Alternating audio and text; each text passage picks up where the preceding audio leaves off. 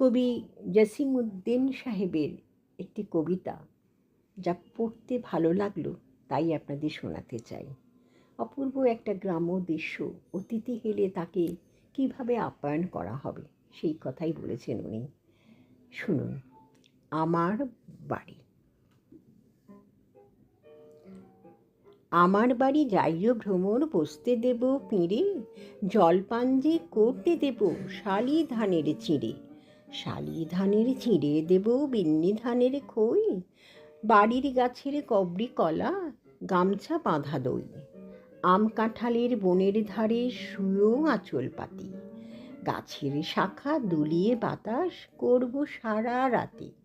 চাঁদ মুখে তোর চাঁদের চুমো মাখিয়ে দেব সুখে, তারা ফুলের মালা গাঁথি জড়িয়ে দেব বুকে। গাই দোহনের শব্দ শুনি জেগো সকালবেলা, সারাটা দিন তোমায় লয়ে করব আমি খেলা। আমার বাড়ি ডালিম গাছে ডালিম ফুলের হাসি, কাজলা দিঘির কাজল জলে হাঁসগুলি যায় ভাসি।